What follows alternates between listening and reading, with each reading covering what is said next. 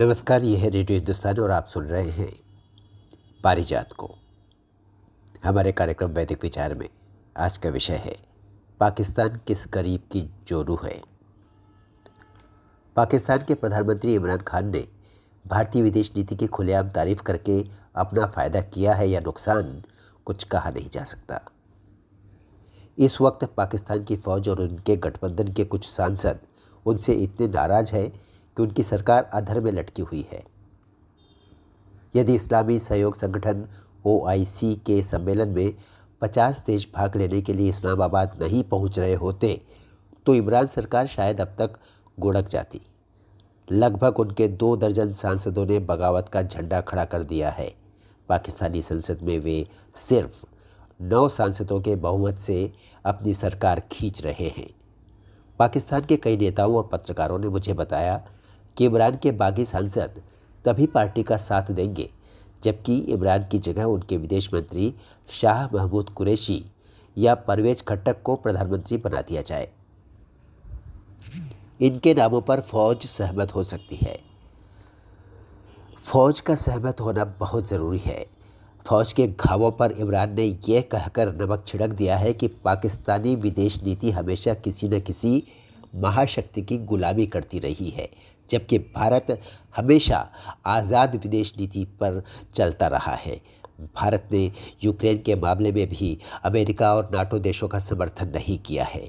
America के साथ भारत के सामरिक रिश्ते घनिष्ठ हैं, लेकिन वह रूस से तेल आयात कर रहा है।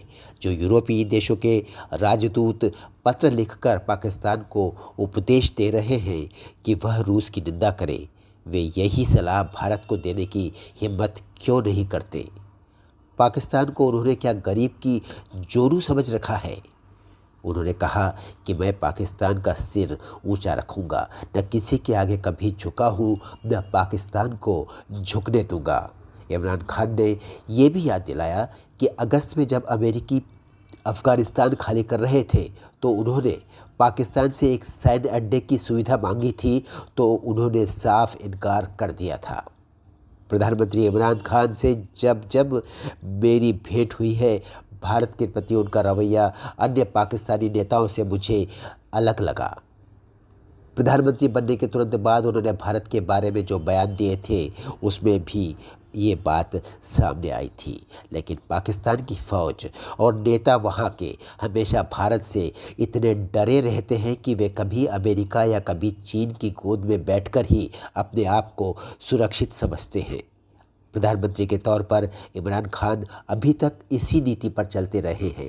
2-4 साल तक प्रधानमंत्री बने रहने पर हर पाकिस्तानी नेता फ़ौज के वर्चस्व से मुक्त होना चाहता है, लेकिन हमने बेनज़ीर भुट्टो और नवाज शरीफ का हश्र देखा है।